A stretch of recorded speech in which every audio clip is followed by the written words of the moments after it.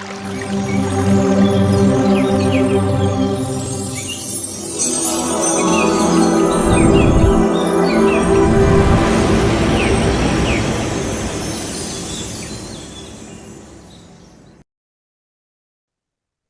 బ్రహ్మ గురు విష్ణు గురుదేవో మహేశ్వర గురు సాక్షాత్ పరబ్రహ్మ తస్మై శ్రీ గురవే నమః. ముందుగా నా యొక్క కన్న తల్లిదండ్రులకి నమస్కారాలు తెలియజేసుకుంటున్నాను. అలాగే మన జాన గురుటి బ్రహ్మశ్రీ పత్రిజీ గారికి, మహావతార్ బాబాజీ గారికి, రమణ మహర్షుల వారికి, మహావతార ఫౌండేషన్ వ్యవస్థాపకులు రంగనాథ మాస్టర్ గారికి, ఈ కార్యక్రమానికి హోస్ట్గా వ్యవహరిస్తున్న లలితా మేడం గారికి, మరియు ఈ కార్యక్రమానికి హాజరైనటువంటి ప్రతి ఒక్కరికి నా యొక్క ఆత్మ ప్రణామాలు. ఈరోజు క్లాస్లో మనము భిన్నంగా ఆలోచించు పార్ట్ 2 గురించి తెలుసుకున్నాము. గత సెషన్లో మనము ఇదే అంశం మీద బాధ, దుఃఖం వచ్చినప్పుడు, ఆనందం, ఆరోగ్యం ఉన్నప్పుడు, బంధాలు, ప్రేమ, స్వేచ్ఛ, ఈ అంశాల గురించి మన ఆలోచనలు ఎలా ఉండాలో తెలుసుకున్నాం కదా. ఈరోజు క్లాస్లో మనము మన లక్ష్యం విజయం వైపు లేదా అపజయం వచ్చినప్పుడు మన ఆలోచన ఎలా ఉండాలి, గతం, వర్తమానం, భవిష్యత్తు ఇవి ఆలోచించేటప్పుడు మన ఆలోచన విధానం ఎలా ఉండాలి, అహం, ఆత్మగౌరవం ఇలా ఉన్నప్పుడు వీటి గురించి మన ఆలోచన ఎలా ఉండాలి అనే వాటి గురించి తెలుసుకున్నాము. ముందుగా మనం లక్ష్యం, విజయం, అపజయం దీని గురించి మన ఆలోచన ఎలా ఉండాలో చూద్దాము.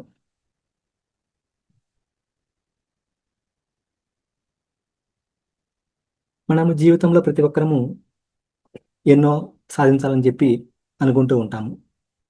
కానీ అవన్నీ సాధించడానికి మన దగ్గర ఉన్న మన పరిస్థితులు కానీ, మన సమాజం కానీ, లేదా వ్యక్తుల వల్ల కానీ కొన్ని అడ్డంకాలన్నింటికి వచ్చి అవి మధ్యలో కూడా ఆగిపోవచ్చు. కానీ మనం నిశితంగా గమనించినట్లయితే మన చేతిలో ఉండి కూడా కొన్ని మనము విషయాలను కానీ, సాధన కానీ చేయకుండా పక్కన పెట్టడం వల్లే మనకు చేరాలనుకున్న లక్ష్యాన్ని చేరుకోలేమన్నమాట. అలా కాకుండా మన దగ్గర ఏమైతే ఉందో ఆ అడ్డంకులు కానీ తొలగించుకున్నట్లయితే మనం చేరాలనుకున్న లక్ష్యాన్ని ఈజీగా చేరుకోవచ్చు. కాబట్టి మనకి నిర్లక్ష్యం అనేది అతిపెద్ద అడ్డుగోడ అనమాట. మనలో నుండి అది తీసేంత వరకు, అంటే ఆ నిర్లక్ష్యాన్ని తీసేంత వరకు మన లక్ష్యం వైపు మనము వెళ్ళేందుకు అవరోధాలే వస్తుంటాయి, కానీ మన లక్ష్యాన్ని చేరుకునేదానికి మనకి సాఫీగా సాగదనమాట. జీవితంలో లక్ష్యం ఉండేది ప్రతి ఒక్కరికి చాలా అవసరం. అది లక్ష్యం అనేది ప్రతి ఒక్కరికి చాలా ముఖ్యమైన అంశం అనమాట. ఏ లక్ష్యం లేకుండా మనము ఉన్నామంటే మన యొక్క మనసు రకరకాలుగా రకరకాలుగా ఆలోచిస్తూ ఎటు పోవాలో తెలియకుండా, ఏం చేయాలో తెలియకుండా మనకి ఒక పెద్ద గందరగోళ స్థితి ఏర్పడుతుంది అనమాట. అలా గందరగోళ స్థితిలో ఉన్నప్పుడంటే అదే మనకు ఒక పెద్ద అవరోధంగా ఏర్పడి ఒక సమస్యగా కూడా మారుతుంది అనమాట. ఎందుకంటే ఇలా సరైన లక్ష్యం లేకపోవడం వల్లే మనకి ఎవరైనా ఎదురైనప్పుడు కానీ, ఏదైనా సంఘటన జరిగినప్పుడు కానీ మనము చాలా అయోమయంలో పడిపోతూ ఉంటాం అనమాట. అదే మనకు ఒక లక్ష్యం ఉండింది అనుకోండి, జీవితంలో మనము మన యొక్క సమయాన్ని వృధా చేసుకోము. అలా వృధా చేసుకోకుండా మనం లక్ష్యం వైపు, మన గమ్యం వైపు ఎలా చేరాలి అని ఆలోచిస్తూ ఉంటాం అనమాట. అంటే అక్కడ మనము మన లక్ష్య సాధన కోసం మనము సమయాన్ని సద్వినియోగం చేసుకుంటాం అనమాట. అందుకే ప్రతి ఒక్కరికి ఒక లక్ష్యం అనేది జీవితంలో ఉండాలన్నమాట. లక్ష్యం లేనప్పుడు ఈ నిర్ణయం తీసుకునేది కష్టమవుతుంది అనమాట. అలాగా మన అవకతవకల జీవితంతో మనము జీవితాంతము అలాగే జీవిస్తూ ఉంటాం అనమాట. సో సరైన జీవితం అనేది మనకు ఏర్పడాలంటే దీని గురించి మనం తెలుసుకునేది అంటే మనకి ఖచ్చితంగా ఒక సరైన లక్ష్యం అనేది ఉండాలి అనమాట. సరైన లక్ష్యం ఉన్నప్పుడే జీవితంలో మనకి సరైనటువంటి ఫలితాలు వస్తాయి. అప్పుడే మన జీవితం అనేది ఒక పరిపూర్ణ జీవితంగా అవుతుందన్నమాట. లక్ష్యాలు సరిగా లేనప్పుడు మనం వెళ్ళే దారిలో ఎన్నో రకాల ఇబ్బందులు మనం ఎదుర్కొని ఎన్నో రకాల సమస్యల్ని కొని తెచ్చుకుంటూ ఉంటాం అనమాట. అలా కాకుండా లక్ష్యం ఉన్నప్పుడు మనము ఆనందకరమైన, ఆరోగ్యకరమైన జీవితాన్ని గడుపుతూ మనము ముందుకి వెళ్తూ ఉంటాం అనమాట. మన జీవిత ప్రయాణంలో కొన్ని అనుకున్నవి, కొన్ని అనుకోనివి జరుగుతూ ఉంటాయన్నమాట. కానీ మనం ఒక లక్ష్యంతో వెళ్ళేటప్పుడు మనం అనుకోనివి జరిగినా కానీ మనము దాని గురించి చింతించకుండా తిరిగి మన లక్ష్య సాధన వైపు మన మనస్సుని నిమగ్నం చేసి మనం ముందుకి సాగుతూ ఉండొచ్చు అనమాట. మనం కొన్ని అనుకోనివి అవసరం లేనప్పుడు మన జీవితంలో సమయాన్ని వృధా చేయకుండా అవసరమైన వాటి గురించే ఆలోచిస్తూ అనవసరమైనటువంటి ఇబ్బందుల్ని మనం పక్కన పెట్టవచ్చు అనమాట. ఇలా చేసుకున్నప్పుడు మన జీవిత ప్రయాణము సాఫీగా సాగుతుంది.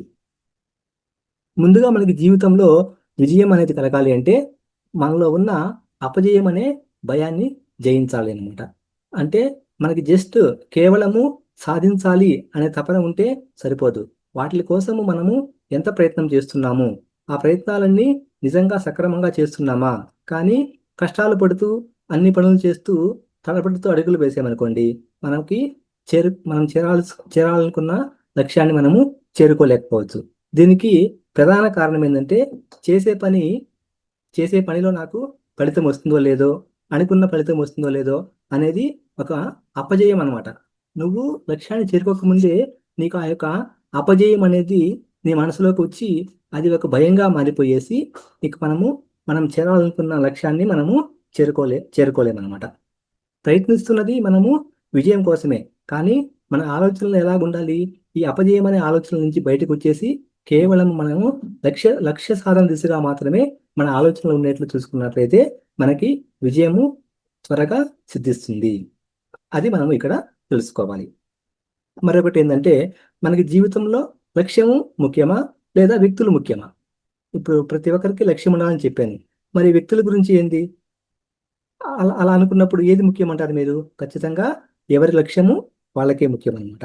మనకి జీవితంలో ఎంతో మంది మనతో కలిసి ప్రయాణం చేస్తూ ఉంటారనమాట. కానీ మనం ప్రయాణిస్తున్న వ్యక్తుల్లో ఆ వ్యక్తికి సరైన లక్ష్యం లేదనుకోండి, అతని యొక్క ఆలోచనలు మనకు వచ్చి మనకి కూడా జీవితంలో ఒక సరైన లక్ష్యం లేని దిశగా సాగి మన జీవితం కూడా అస్తవ్యస్తంగా చేసుకునే అవకాశము ఎక్కువగా ఉంటుంది అనమాట. అలా జీవిత లక్ష్యం లేని వాళ్ళతో మనం ప్రయాణం చేస్తున్నప్పుడు వాళ్ళ సమయమే కాకుండా మన సమయం కూడా అనవసరంగా వృధా అయిపోతుంది అనమాట. సమయం వృధా కావడంతో పాటు అనవసరమైన ఆలోచనలు, అనవసరమైన మాటలు, వ్యర్థమైన ప్రేలాపనలు ఇలా వాళ్ళ నుంచి మనకి అంటుకునే అవకాశము ఎంతో ఉంటుంది అనమాట. కాబట్టి మనం మొహమాటం లేకుండా లక్ష్యం లేని వారితో మనం సమయాన్ని ఎంత తక్కువ అసలు గడపకుండా ఉంటే మంచిది. లేదు వాళ్ళు ఎదురుపడినప్పుడు ఎంత తక్కువ సమయం గడిపితే అంత మంచిది అనమాట. లేదంటే వాళ్ళకి వచ్చే నష్టం అయితే ఏమి ఉండదు. దానివల్ల మనమే ఎక్కువ నష్టం అనేది ఎక్కువ జరుగుతుంది అనమాట. మరి ఇలా లక్ష్యాన్ని కోసము విజయం కోసం ప్రయత్నిస్తున్నప్పుడు మనకి అవి సఫలం కావచ్చు లేదా విఫలం కావచ్చు. కానీ మనము దాని గురించి పట్టించుకోవాల్సిన అవసరం లేదు. ఇక్కడ మనకి ముఖ్యమైనది ఏంటంటే మన ప్రయత్న బలము ఎంత ఉంది. మన లక్ష్యం కోసము మన విజయం దిశగా సాగాలంటే మన ప్రయత్నం ఎంత అన్నదే మనకి ముఖ్యం అనమాట. మన ప్రయత్న బలం సరిగా ఉండి లక్ష్యము ఒకవేళ అందుకోలేకపోయినా వచ్చిన నష్టమేం లేదు. ఆ ప్రయత్నాన్ని మళ్ళీ కొనసాగిస్తే ఏదో ఒక రోజుకి మనం అనుకున్న లక్ష్యాన్ని మనము ఖచ్చితంగా చేరుకొని తీరుతామన్నమాట. దీనివల్ల ఇక్కడ మనం తెలుసుకోవాల్సిందంటే మన ప్రయత్నం చేసేటప్పుడు ఎటువంటి పరిస్థితుల్లో కూడా మనము ఆత్మన్యూనతా భావంకి గురి కాకుండా కేవలం మన దృష్టిని మన ప్రయత్నం మీద పెట్టినామంటే అది సఫలమయ్యేందుకే ఎక్కువ అవకాశం ఉంటుంది. పొరపాటున అది విఫలమైనా కానీ దాన్ని మనం మనసుకు తీసుకోకుండా తిరిగి మన సాధనని పెంచుకొని ప్రయత్నం చేసినప్పుడు మనకి ఖచ్చితంగా ఆ యొక్క లక్ష్యం అనేది మనకి సిద్ధిస్తుంది అనమాట.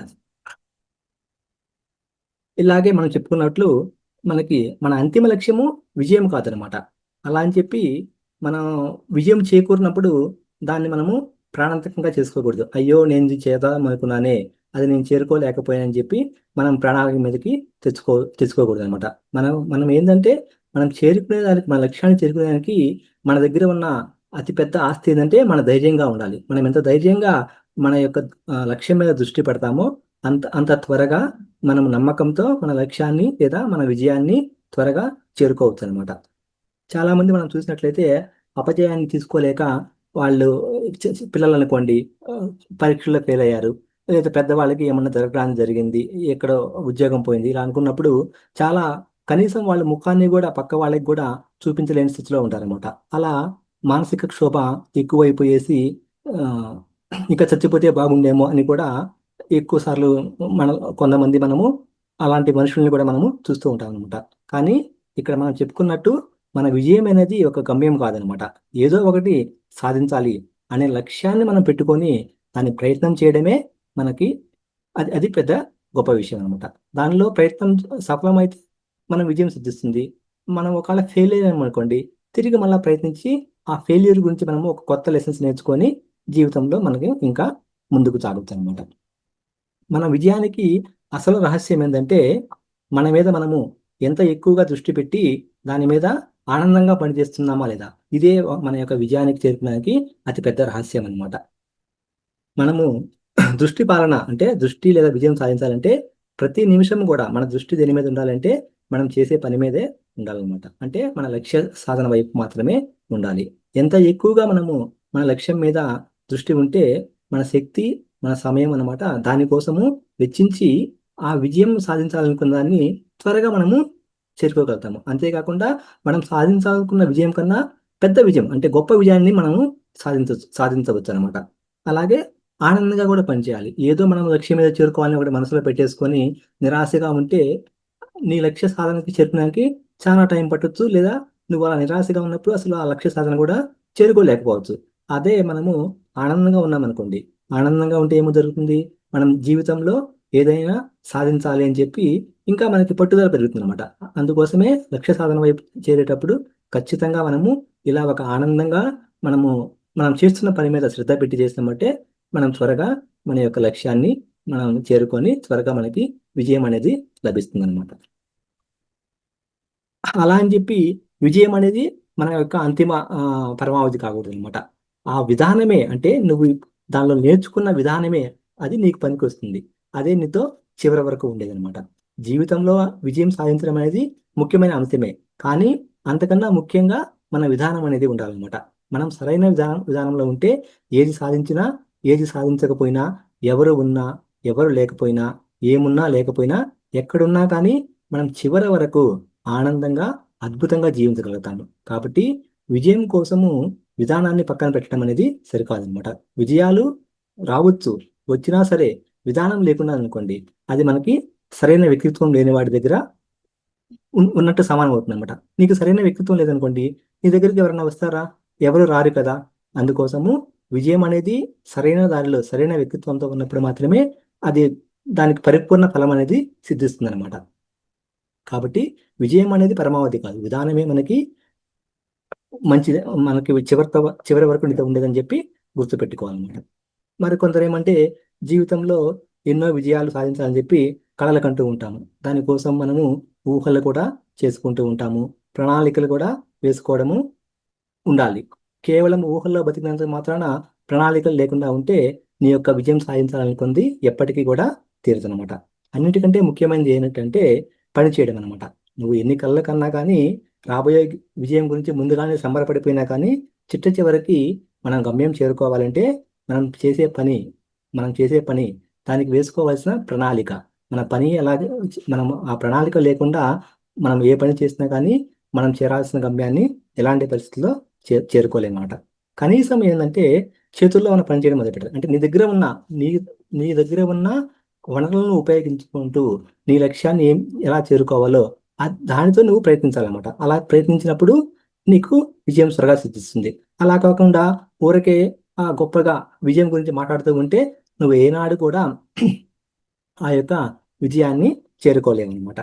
అలాగే శ్రద్ధ పెట్టాలన్నమాట. శ్రద్ధ లేకపోయినా నువ్వు సోమర్థనానికి గురైనా కానీ విజయం చేరుకోవాలంటే అసలు అది ఎప్పటికీ నీకు సాధ్యపడదు అనమాట. విజయం సాధించాలంటే నువ్వు ఖచ్చితంగా శ్రమ ఏవ జయితే అంటారు కదా, శ్రమ ఖచ్చితంగా పెట్టాలి, సోమర్థనాన్ని మనము విడిచిపెట్టాలన్నమాట.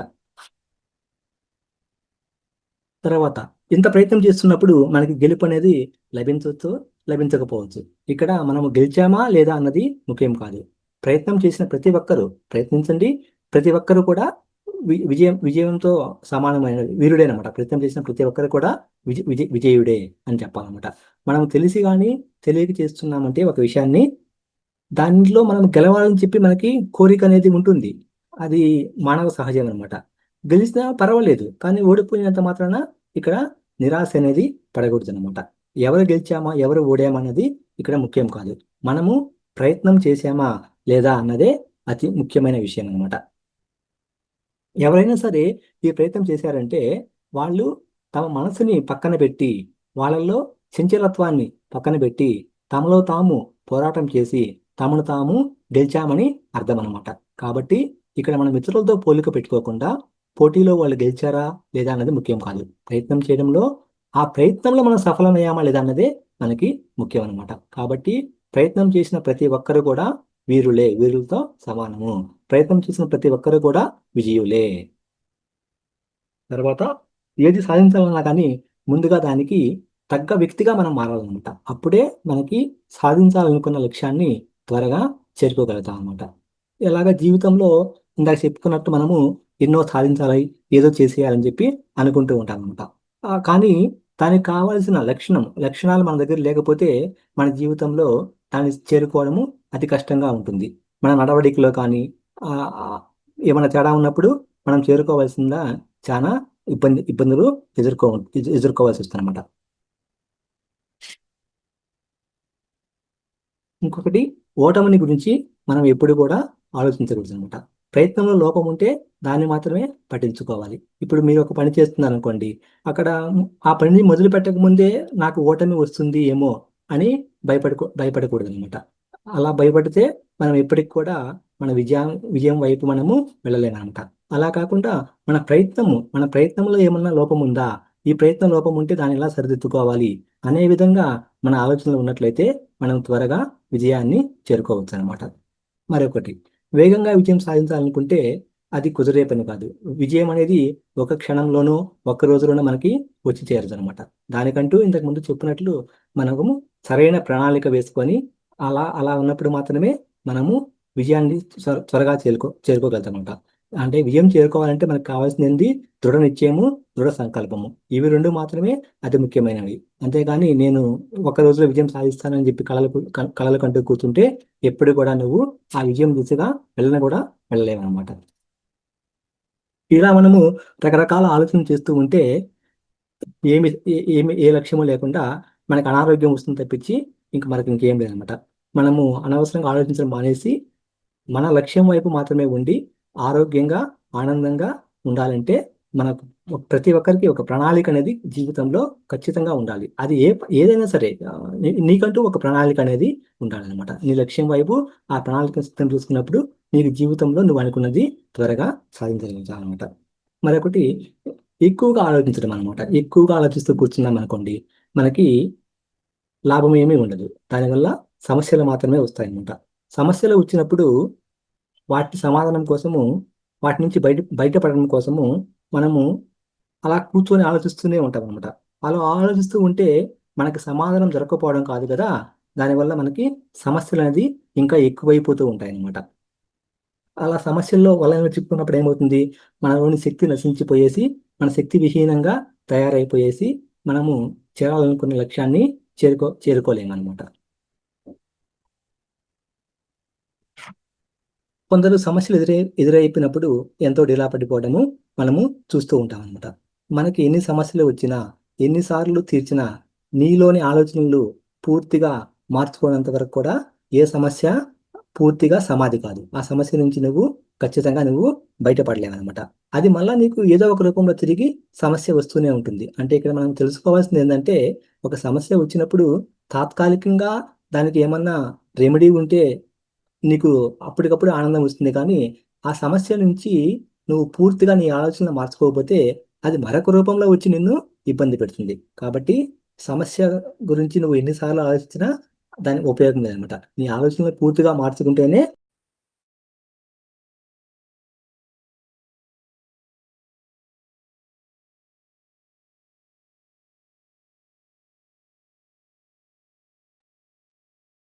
అసంతృప్తి అనేది చాలా మందిలో ఉంటుందన్నమాట. జీవితం అంతా సంతృప్తిగా జీవించాలని చెప్పి కోరిక అనేది ప్రతి ఒక్కరికి ఉంటుంది. కానీ మనకి తెలియకుండానే ఎన్నోసార్లు ఈ అసంతృప్తికి అనేది గురవుతూ ఉంటాం అనమాట. అనుకున్నవి ఎన్నో జీవితంలో ఎంతో వ్యయ ప్రయాసాలు కూడా కూడడం వల్ల మనము ఆ ప్రయత్నం అనేది చేయడం ఆపేస్తాం అనమాట. ఇలా ఎప్పుడు ఏదో ఒక అసంతృప్తితో ఉన్నామనుకోండి, దానికి లేనిపోని సమస్యల్ని మనమే కొని తెచ్చుకుంటూ ఉంటామట. ఇక్కడ మనం తెలుసుకోవాల్సింది ఏంటంటే, అసంతృప్తికి మూలం ఏంటంటే, మనము ప్రస్తుతం చేస్తున్న పని వదిలేసి మన భవిష్యత్తు గురించి ఎక్కువ ఆలోచించి దానికోసము ఎదురు చూస్తూ ఉంటాం అనమాట. అంటే ఇప్పుడు ఉన్న పని గురించి మర్చిపోయేసి భవిష్యత్తు ఏమవుతుందా, ఏం జరుగుతుందా అని చెప్పి దాని గురించి మనము ఎక్కువ ఆలోచన చేస్తున్న వల్ల మనకి అసంతృప్తి అనేది ఎక్కువ అవుతుంది అనమాట. మనము దీని గురించి బయటపడేందుకు ప్రయత్నించాలి. తర్వాత ఆడంబరాలు. ఆడంబరాలని మనం అవసరాలుగా అనుకోవడము ఒక తెలియని అజ్ఞానం అనమాట. జీవితంలో అవసరాలు అంటే కనీస అవసరాలు మాత్రమే. అంటే మనకు కనీస అవసరాలు అంటే ఏంది మనకు తెలిసిందే. తిండి, బట్ట, ఇల్లు ఇలాంటివి మాత్రమే. కానీ మన చుట్టూ ఉన్న ప్రపంచాన్ని మనం గమనించినట్లయితే మరెన్నో వస్తువుల్ని, ఆభరణాలని మన చుట్టూ చేర్చుకొని మన కోరికల చిట్టాని ఇట్లా పెంచుకుంటూ వెళ్ళిపోతూ ఉంటాం అనమాట. వాటి కోసం మనము పరితపిస్తూ ఉంటాం అనమాట. అవి దొరకనప్పుడు ఈ బాధ అనేది ఎక్కువైపోతుంది అనమాట. అప్పుడు మనం జీవితంలో ఏమవుతుంది, ఏదో కోల్పోయామే, కనీసం నాకు ఆ అవసరాలు తీరలేదే, ఎందుకు తీరలేదు అని చెప్పి వాటి గురించి ఆలోచిస్తూ బాధపడిపోతూ ఉంటాం అనమాట. అందుకోసము ఎలాంటి ఎలాంటి పరిస్థితుల్లో కూడా ఆడంబరాలను మనము అవసరాలుగా అనుకోకూడదు. అలా అనుకున్నామంటే అది ఒక తెలియని ఒక అజ్ఞానం మాత్రమే. మన అవసరాలు, కనీస అవసరాలు మనకి తీరితే చాలండి. అంతేగాని ఆడంబరాలకు పోయి దాని గురించి ఆలోచిస్తూ మన సమయాన్ని వృధా చేసుకోకూడదు. ఇలా లేని దానికోసము ఆశించడమే అతిపెద్ద నిరాశకు మూలం అనమాట. అవసరానికి మించిన ఆశ లేకపోతే మనకి నిరాశ అనేదే ఉండదన్నమాట. ఆశ అన్నది మన ఫ్యూచర్కి సంబంధించింది అనమాట. అంటే ఇప్పుడు మన వద్ద లేనిది మనం రావాలని కోరుకోవడము. ఆశ ఉండొచ్చు, కానీ ఒక్కసారి మనము పరిశీలన చేసుకోవాలి. ఏంటంటే మనం ఆశిస్తున్నది నిజంగా మనకి అంత అవసరమా అని. అలా అవసరం అనిపించినప్పుడు దాన్ని కోరుకోవడంలో తప్పులేదు. కానీ అది కేవలం ఒక ఆడంబరం కోసం అయితే అది ఖచ్చితంగా మనకి అంత అవసరం లేదనే మనము దాన్ని పక్కన పెట్టాలన్నమాట. అవసరానికి మించిన ధనం కావాలని, అవసరానికి మించి ఇతరులు మనల్ని ఎక్కువగా ప్రేమించాలనుకోవడము, అవసరానికి మించి ఇతరులు మనల్ని ఎక్కువగా గౌరవించాలనుకోవడము, ఇలా తెలిసి తెలియక ఏదేదో రకరకాలుగా ఆశిస్తూ ఉంటామన్నమాట. అలా అవసరానికి మించిన దానికోసం మనం వెంపర్ల పడ్డామంటే మనకి మనం తెలియకుండానే మన జీవితంలో నిరాశ అనేది ఎక్కువైపోతుంది అనమాట. ఎందుకంటే అవన్నీ మన చేతిలో లేనప్పుడు మనము వాటి గురించి ఆలోచించడము ఒక ఒక వ్యర్థం అనమాట. కాబట్టి అవసరానికి మించి మనకి లేకపోతే ఆ దాని గురించి బాధపడద్దండి. మన దగ్గర ఉన్న దాని గురించే ఆలోచించండి. ఏ సమస్య అయినా కానీ ఎక్కువ కాకూడదు అనుకుంటే మనం ఏం చేయాలంటే ఫస్ట్ ఆ సమస్య గురించి మనము ఎక్కువగా ఆలోచించకూడదు అనమాట. అంటే ఒక సమస్య వస్తుంది, ఆ సమస్య ఎక్కువైపోతుందంటే నువ్వేం చేయాలా, ముందు ఆ సమస్య గురించి ఆలోచించడమే మానేయాలి. అప్పుడే నీకు ఆ సమస్య నుంచి నువ్వు బయటపడతావు. అంతేగాని పదే పదే పదే పదే ఒకే సమస్యను మనము ఆలోచిస్తూ కూర్చుంటే ఏమవుతుంది, ఆ సమస్య ఎక్కువ అవుతుంది కానీ దానికి నీకు పరిష్కారము లభించదు కాక లభించదు. కాబట్టి మనం ఇక్కడ ఏం చేయాలంటే ఒక సమస్య వచ్చినప్పుడు పదే పదే ఆలోచించకుండా ఆ సమస్య నుంచి బయటపడాలంటే పూర్తిగా ఆ ఆలోచన నువ్వు మానేయాలన్నమాట. ఆ సమస్యని అసలు నీ మధ్యలోకే రానివ్వకూడదు అనమాట. ఏదైనా జరిగినప్పుడు ఆందోళన పడినామనుకోండి, దానివల్ల ఏమన్నా లాభం వస్తుందా? ఎలాంటి లాభము రాదనమాట. ఏదైనా జరిగినప్పుడు ఆందోళన పడకుండా ప్రశాంతంగా మనము ఆలోచన చేసుకోవాలన్నమాట. అలాంటప్పుడే మనకి ఆందోళనకు గురి కాకుండా, బాధకు గురి కాకుండా మనము మనశ్శాంతిగా, ఆనందంగా జీవించగలుగుతాం అన్నమాట. కొందరు మనోవ్యాధి అంటే మనసుకి ఎప్పుడు వ్యధ వాళ్ళకి మనోవ్యాధి ఎప్పుడు ఉంటుంది అనమాట. అంటే మనసులో ఎప్పుడు ఏదో ఒక బాధతో ఉండడము, ఎప్పుడు లోపల ఏదో ఒకటి లేనిపోని చికాకులు తెచ్చుకొని బాధపడుతూ ఉంటారనమాట. మరి ఆ బాధ ఎక్కడి నుంచి వస్తుంది? దానికి అసలు మూల కారణం ఏంటని చూస్తే ఆలోచనలే దానికి అతిపెద్ద మూల కారణం అనమాట. ఆ ఆలోచనలు శాస్త్రీయంగా ఉంటే పర్వాలేదు. అవి మరీ అశాస్త్రీయంగా ఉన్నాయనుకోండి, ఆ ఆలోచనలు అనేది ఎక్కువైపోయేసి మనము ఎక్కడికెక్కడికో వెళ్ళిపోతామట. అది ఒక రకమైన డిప్రెషన్ కూడా, అంటే మనోవ్యాధి అంటారు కదా, ఒక రకమైన డిప్రెషన్ కూడా దారితీస్తుంది. మరి దీనికి ఉన్న ఏకైక సాధనం ఏంటంటే మనం చేస్తున్నది. ఇప్పుడు మనం ధ్యాన సాధన చేస్తున్నాం కదా, ఈ ఏకైక ధ్యాన సాధన ద్వారా మనము ఈ యొక్క అశాస్త్రీయమైనటువంటి ఆలోచనల్ని మనము రానియకుండా సరైన మార్గంలో ఉండడానికి ఉపయోగపడుతుంది. అలాగే తెలియకుండానే మనకి నచ్చిన విషయాలు, నచ్చని విషయాలు, మనకు బాధ కలిగించే విషయాలు ఎన్నో మనము మోస్తూ ఉంటామన్నమాట. అలా చేసినప్పుడు ఇక మనం ఏదైనా సరే అలా ఎక్కువైపోతూ ఉంటుంది కానీ దాన్ని మనము తగ్గించుకోవాలన్నమాట. అంటే ఏదైనా సరే మోస్తేనే బరువు అవుతుంది. అదే వదిలేసామనుకోండి, నీకు ఇంకా ఆ బరువు అనేదే నీకు అనిపించదనమాట. అలాగా ఉంటుందన్నమాట. తర్వాత మనం ఆవేశంలో ఉన్నప్పుడు, అనారోగ్యంతో ఉన్నప్పుడు మనం ఎటువంటి పరిస్థితులను ఏ నిర్ణయం కూడా తీసుకోకూడదు అనమాట. మనం ఏదో ఆవేశపడిపోయి మనకి ఏమన్నా ఒక సమస్య వచ్చింది. ఆ సమస్య వచ్చినప్పుడు మనము ఎటువంటి పరిస్థితుల్లో కూడా ఆవేశంలో నిర్ణయం తీసుకోకూడదు. దీనికి చిన్న చిట్కా ఏంటంటే మీరు ఏమన్నా నిర్ణయం తీసుకోవాలన్నప్పుడు కనీసము ఒక కొన్ని సెకండ్ల పాటు లేదా కొన్ని నిమిషాల పాటు మౌనంగా కూర్చోండి. మౌనంగా కూర్చొని మీకు తిరిగి అది చేయాలి అనిపిస్తే అప్పుడు మాత్రమే చేయండి. అలాగే మనం ఏమన్నా జబ్బుతో ఉన్నప్పుడు కూడా, ఏమైనా అనారోగ్యం గురైనప్పుడు కూడా ఇటువంటి పరిస్థితుల్లో కూడా మనము కీలకమైనటువంటి నిర్ణయాలు అనేది తీసుకోకూడదు అనమాట. అలా నిర్ణయాలు తీసుకున్నప్పుడు ఖచ్చితంగా మనం అది తప్పయ్యేదానికి ఎక్కువ ఆస్కారం ఉంటుంది. అది మనకి సక్రమంగా ఉండకపోతాం నిర్ణయం అనమాట. కాబట్టి మన ఆవేశంలో కానీ, అనారోగ్యంతో ఉన్నప్పుడు కానీ ఇటువంటి పరిస్థితుల్లో మన జీవితానికి సంబంధించినటువంటి ఇటువంటి కీలక నిర్ణయము తీసుకోకూడదు అనమాట. మన నడవడికని మనమే మార్చుకోవాలి. అంతేగాని ఆ, నా నడవడిక మారట్లేదని చెప్పి పక్కన వాళ్ళ మీద పడకూడదు అనమాట. నీ నడవడిక సరిగా లేదంటే దానికి కారణం ఎవరు? ఖచ్చితంగా దానికి కారణం నువ్వే అనమాట. దానికి వేరే వాళ్ళు ఎవరు కారణం కాదు. దాన్ని మార్చుకునేదానికి ప్రయత్నము తప్పనిసరిగా నువ్వే చేయాలి. మరొకటి, మన మనసులో మనం ఏదైతే ఆలోచిస్తామో మన చుట్టూ కూడా ప్రపంచంలో అదే కనిపిస్తూ ఉంటుంది అనమాట. అంటే నాకేదో బాధగా ఉందనుకుంటే నీ చుట్టూ ఉన్న వాళ్ళు కూడా నీకు అలాగే కనిపించి కనీసం నువ్వు వాళ్ళతో మాట్లాడడానికి ప్రయత్నించనమాట. అదే నీ మనసులో నువ్వు ఆనందంగా ఉన్నావు అనుకోండి, నీకు ఆ బాధ అనేది ఖచ్చితంగా ఉండదన్నమాట. కాబట్టి మన మనసులో ఏదైతే ఉంటుందో మనకు చుట్టూ ఉన్న ప్రపంచం ఇది అంటారు కదా, పచ్చగా కామెరలో ఉన్న వాటికి ఈ లోకం అంతా పచ్చగా కనిపిస్తున్నట్టు అలా ఉంటుంది. కాబట్టి మనం సంతోషంగా ఉంటే మన చుట్టూ కూడా సంతోషంగా కనిపిస్తుంది. మనం బాధగా ఉంటే మన చుట్టూ కూడా అలాగే ఉంటుందన్నమాట. కాబట్టి ఇక్కడ మన మనస్సుని మనము నియంత్రించుకుంటే మనకు సంతోషం అనేది అతి త్వరగా సంతోషంగా ఉండేందుకు మనకు త్వరగా వీలవుతుంది అనమాట. ఇందాక చెప్పుకున్నట్టు మనము ఈ యొక్క ఆలోచన నుంచి పూర్తిగా అనవసరమైన ఆలోచనలు మానేసామనుకోండి, మనకున్న సమస్యలన్నీ పూర్తిగా తొలగిపోతాయి అన్నమాట.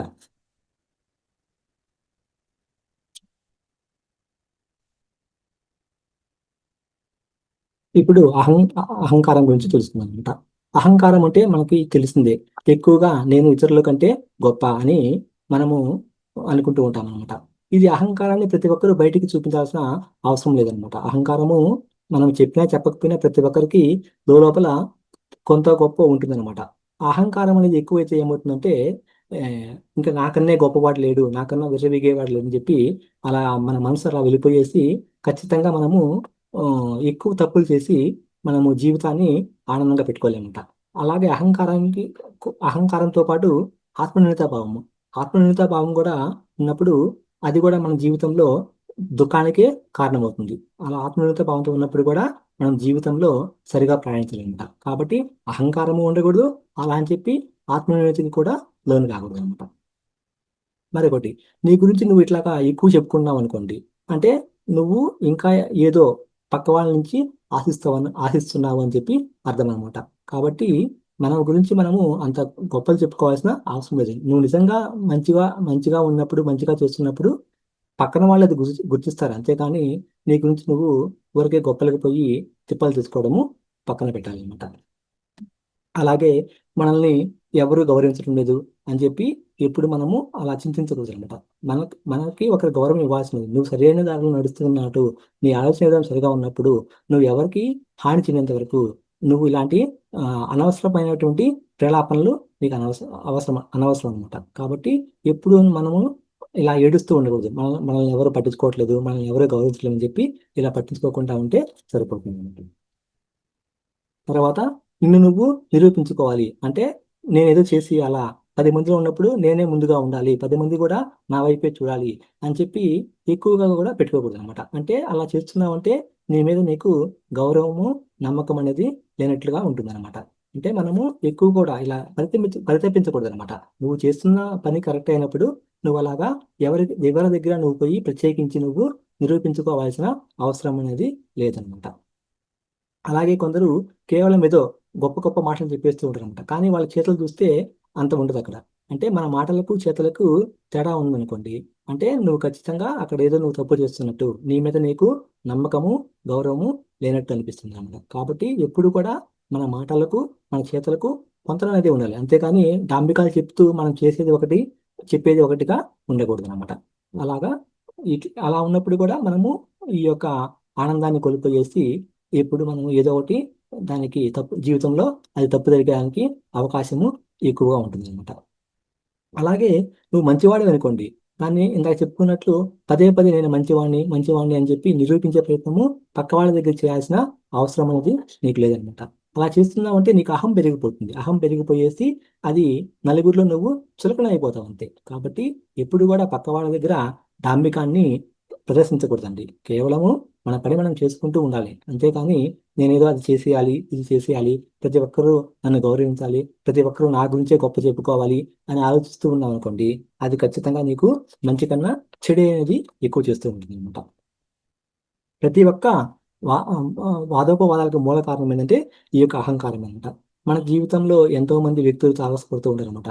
మనకు వాళ్ళల్లో నచ్చిన వాళ్ళు ఉండొచ్చు, నచ్చని వాళ్ళు ఉండొచ్చు, మనం ఆఫీస్లో ఉండొచ్చు, ఎక్కడ బిజినెస్లో ఉండొచ్చు. ఇట్లా చేసినప్పుడు చాలా మంది ఉండొచ్చు అనమాట. కానీ ఎక్కడ ఉన్నా కానీ నువ్వు అహం ఉన్న చోట మాత్రము నువ్వు ఉండకూడదు. అహం నీలో ఉండకూడదు, అహంకారుల దగ్గర కూడా నువ్వు ఉండకూడదు. ఇవి రెండు చాలా పెద్ద ప్రమాదకరం అనమాట. మనలో అహం ఉండకూడదు, అహం ఉన్న వ్యక్తులతో నువ్వు కలిసినా కానీ నీకు ఇబ్బంది. ఇవి ఖచ్చితంగా మనము గుర్తుంచుకోవాలన్నమాట. ఈ అహంకారాన్ని కానీ పక్కన పట్టుకెళ్తే మన జీవితము అత్యంత ప్రశాంతంగా హాయిగా ఉంటుంది అనమాట. మనకి ఎలాంటి గొడవలు కానీ వాగ్వాదాలు కానీ లేకుండా ఉండొచ్చు. మరొకటి, చాలా మంది వ్యక్తుల కన్నా వస్తువులకి ఎక్కువ విలువ ఇస్తుంటారు అనమాట. అలా జీవితంలో మనం ఎప్పుడు కూడా వ్యక్తుల కన్నా వస్తువులకి విలువ అనేది ఇవ్వకూడదు. ముందు మనకి వ్యక్తులే మంచి ఇంపార్టెంట్ అనమాట. అంతేగాని ఆ వస్తువులు అనేది మనతో ఉండవచ్చు, లేకపోవచ్చు. ఇప్పుడు వస్తువులు అంటే ఏదో నాకు పెద్ద ఒక లగ్జరీ హౌస్ కావాలి, లేదా ఆభరణాలు కావాలి, వాటి మీద మనము లేనిపోని కోరికలు పెంచుకోకూడదు. మనతో ఉన్న వ్యక్తులతోనే మనము జీవించామంటే ఏదో ఒకటి మనము వాళ్ళ నుంచి కొద్దిగా గొప్ప నేర్చుకోవడానికి అవకాశం ఉంటుంది అనమాట. మరొకటి జ్ఞాన ప్రదర్శన అనమాట. జ్ఞానం అనేది ఇంతకు చెప్పుకున్నట్లు నాకే ఎక్కువ తెలుసు, నేనే 10 మందిలో నాకున్న జ్ఞానాన్ని ప్రదర్శించుకోవాలని చెప్పి అతిగా దాన్ని ప్రదర్శించాల్సిన అవసరం లేదు. నీ జ్ఞానాన్ని పంచు పర్లేదు, అంతేగాని అది నీకు అహంగా మారకూడదు. జ్ఞాన ప్రదర్శన చేయాలని చెప్పి అహం రాకూడదు. అలా ఉన్నావంటే నువ్వు ఖచ్చితంగా అహంకారిగా మారిపోయేసి నీ యొక్క ఎదుగుదలకి అది తోడ్పడదు అనమాట. నీ ఎదుగుదలకి అది ఒక అడ్డంకిగా మారిపోతుంది. తర్వాత ఇంకొకటి ముఖ్య విషయం కూడా, అహం ఉన్నప్పుడు అనుకోవడము ఎంత తప్పో, నాకు అహం లేదు అనుకోవడం కూడా అది కూడా ఒక రకమైన అహంకారం అన్నమాట. అంటే నాకు అహంకారం లేదు లేదని చెప్పి నువ్వు మళ్ళీ 10 మంది చెప్తున్నావు అనుకోండి, అది కూడా ఒక రకమైన అహంకారం అనమాట. ఇది ఎందుకంటే ఇది చాలా సున్నితమైన అంశం అనమాట. అహంకారం తీసేస్తే జీవితం అద్భుతంగా ఉంటుంది. అంతేగాని అహంకారం ఉండింది అనుకోండి, ఆ జీవితం అనేది నీకు అద్భుతంగా సాగనే సాగదు. తర్వాత నమ్మకం. నమ్మకం లేనప్పుడు ఇంకా నువ్వు చేసేది ఏం లేదనమాట. నువ్వు సత్యాన్ని నమ్మడం అనేది ఎవరికి వారు అర్థం చేసుకోవాల్సిన ఒక ఆత్మ పరిశీలన అనమాట. అంటే నువ్వు నమ్మకంగా ఒక 10 మందిలో 10 మంది నీ గురించి నమ్మకం లేదనుకోండి, నువ్వు ఎంత జీవితం జీవించినా అది వ్యర్థమే కదండి. ఖచ్చితంగా ఇప్పుడు కూడా మనము ఒకరి దగ్గర నమ్మకాన్ని పోగకూడదు. ఇక్కడ నమ్మకానికి అహంకారానికి చాలా తేడా ఉంటుంది. నీ నమ్మకాన్ని నిరూపించుకోవాల్సిన కోసము వాళ్ళ దగ్గరికి మళ్ళీ పోయి నువ్వు ఏం చేయబడదు. నువ్వు నిజాయితీగా ఉంటే పక్క వాళ్ళు నీ గురించి నమ్మకస్తుడు అని చెప్పి అనుకుంటారు. అంతేగాని దాని గురించి నేను నమ్మకస్తుంది అని చెప్పి 10 మంది దగ్గర నువ్వు ప్రత్యేకంగా పోయి నిరూపించుకోవాల్సిన అవసరం అనేది లేదనమాట. అలాగే మన మీద మనకి నమ్మకం తగ్గిపోయింది అనుకోండి, అప్పుడు ఇతరులు కూడా నిజంగా మనల్ని నమ్మరు అనమాట. సో ముందుగా మనం చేయాల్సింది అంటే ఈ యొక్క సెల్ఫ్ కాన్ఫిడెన్స్ అనమాట. మన మీద మనకి నమ్మకం ఉండాలన్నమాట. మన మీద మనకి నమ్మకం ఉన్నప్పుడే మన ఆలోచనలు సరిగా ఉంటాయి. అప్పుడే మనం చేసే పనిలోనూ ప్రతి ఒక్క దాంట్లో మనము సంతోషంగా ఉండి ఈ జీవితంలో మనము ముందుకు వెళ్ళేదానికి అవకాశము ఉంటుంది అనమాట.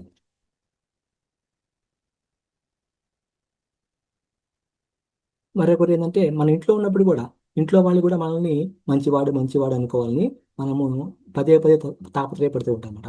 ఇంట్లో వాళ్ళ దగ్గర కూడా నువ్వు అలా ప్రవర్తిస్తున్నావంటే అది నీకు సరైన ఆలోచన విధానము కాదనమాట. ఇంట్లో ఉన్నప్పుడు కూడా నువ్వు అలా ప్రవర్తిస్తున్నావంటే ఖచ్చితంగా నీలో అది ఏదో ఒక మానసికమైన లోపం అనమాట. నువ్వు ఇంట్లో ఉన్నప్పుడు కూడా ఇప్పుడు మీరున్నారు, మీరు ఇంట్లో వాళ్ళతో మీరు ఊరికే నమ్మకస్తుడు ముద్ర వేసుకోవాలని మీరు అవసరం లేదు కదండి. అలా ఉండకూడదు. నువ్వు ఇంట్లో వాళ్ళతో ఉన్నప్పుడు అలా ఉన్నావంటే ఇక బయట వాళ్ళతో ఎలా ఉంటావో కూడా నువ్వు ఒకసారి చెక్ చేసుకోవాలన్నమాట.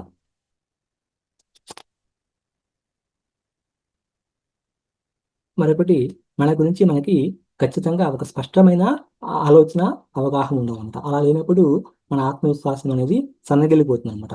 ఆత్మవిశ్వాసం సన్నగిల్లిపోయినప్పుడు ఏమవుతుంది, మనం జీవితంలో సరైనటువంటి నిర్ణయాలు తీసుకోలేక మన జీవితంలో ఎదుగుదల ఆగిపోతుంది. కాబట్టి ప్రతి ఒక్కరికి మన స్పష్టమైన ఆలోచన ఉండాలి. స్పష్టమైన ఆలోచన విధానం అనేది ఖచ్చితంగా ఉండాలన్నమాట. ఆత్మవిశ్వాసం లేకపోతే అనుకోండి ఏమవుతుంది, మనకి ఏ విజయం కూడా మనతో ఇటువంటి పరిస్థితుల్లో నిలబడతాం. కాబట్టి ఆత్మవిశ్వాసం అనేది ప్రతి ఒక్కరూ అలవరుచుకోవాలి. ఆత్మవిశ్వాసం అనేది లేనప్పుడు జీవితంలో నువ్వు ఎలాంటి పరిస్థితుల్లో కూడా ఏది కూడా సాధించలేవు అనమాట. ఆత్మవిశ్వాసం ఎంతగా ఉంటే నువ్వు అంత ఆనందంగా నీ యొక్క జీవితాన్ని సాధించవచ్చు. మరొకటి పోలిక. ఇది మొన్న క్లాస్లో కూడా చెప్పుకున్నామండి. పోలిక అనేది ఖచ్చితంగా మనం పెట్టుకోకూడదు అనమాట. నువ్వు పోలిక పెట్టుకున్నావంటే నీలో నీకు ఆత్మవిశ్వాసం లేనట్టు అనమాట. ఈ పోలిక వల్ల మనకి ఎన్నో నష్టాలు ఉంటాయి తప్పించి మన జీవితంలో ఎదుగుదలకి ఇది ఏమాత్రం కూడా ఉపయోగపడదు. పోలికని ఎటువంటి పరిస్థితులు అంటే పోలిక అంటే మనం ఇతరులతో పోల్చుకోవాలన్నమాట. అది మనం దగ్గరికి రానివ్వకూడదు అనమాట. తర్వాత లోపాలు. ఈ లోపాలు ఉన్నంత మాత్రాన ఎవరిని కూడా మనము తక్కువ చేసి చూడకూడదు. పక్క వాళ్ళ లోపాలు ఉండవచ్చు, అది అది వాళ్ళ ఇష్టం అది. అంతేగాని పక్క వాడి లోపాలు ఉన్నాయని చెప్పి నువ్వు దాన్ని తప్పుగా చూసావంటే అది కూడా నీ జీవిత యొక్క ఎదుగుదలకి ఒక అవరోధంగా మారుతుంది. అలాంటి ఆలోచన మీకు ఉన్నట్లయితే ఖచ్చితంగా మనం దాన్ని సరిదిద్దుకోవాల్సిన అవసరం అనేది ఎంతైనా ఎంతైనా ఉందన్నమాట. మనం వేసే ప్రతి అడుగు మనము ఖచ్చితమైన ఆత్మవిశ్వాసంతో వేసినప్పుడు అది మనకి ఎంతో ఆనందాన్ని ఇస్తుందని చెప్పి మనము గ్రహించాలి. ఎందుకంటే మనము జీవితంలో ఎన్నో రకాల నిర్ణయాలు తీసుకుంటూ ఉంటాము, ఎన్నో రకాల సాధన లక్ష్యం కోసం కృషి చేస్తుంటాం. ప్రతి అడుగులోనూ మనం వేసే అడుగులోనూ మన యొక్క ఈ ఆత్మవిశ్వాసం అనేది సన్నగిల్లకుండా మనం ముందుకు సాగినప్పుడే మన జీవితంలో ఆనందంగా ఉండేందుకు అవకాశం ఉంటుంది. ఆత్మవిశ్వాసం ఉన్న చోట అసూయక అనేది తావైనది ఉండకూడదు అనమాట. అసూయ కూడా మన దగ్గరికి ఇలాంటి పరిస్థితుల్లో కూడా రాకూడదు అనమాట. ఆత్మవిశ్వాసం పెరగాలంటే మనకు కావాల్సింది ఆత్మశక్తి. ఆత్మశక్తి కావాలంటే మనకి చేయాల్సింది ఏంటంటే ప్రతిరోజు ఖచ్చితంగా మనము ఈ యొక్క ధ్యాన సాధన చేసేదంటే ఈ ఆత్మవిశ్వాసం లేని లోటు మనకి పూడ్చుకోవచ్చు అంట. కాబట్టి ఇక్కడ చెప్పొచ్చేది ఏంటంటే ఆత్మవిశ్వాసం మెండుగా ఉండాలంటే ధ్యానం అనేది కూడా ఒక రకంగా ఉపయోగపడుతుంది అంట. ధ్యాన సాధన చేసే వాళ్ళకి ప్రతి ఒక్కరికి కూడా ఈ ఆత్మవిశ్వాసం పెరిగి సంతోషంగా జీవించవచ్చు అనమాట. ఇంతటితో ఈరోజు ఇక్కడ ఆపుదామండి. తిరిగి రేపు కొన్ని విషయాలు తెలుసుకుందాము, కొన్ని అంశాల మీద. నాకు ఈ అవకాశం ఇచ్చినటువంటి లలిత మేడం గారికి, రంగనాథ మాస్టర్ గారికి కృతజ్ఞతలు. Thank you madam.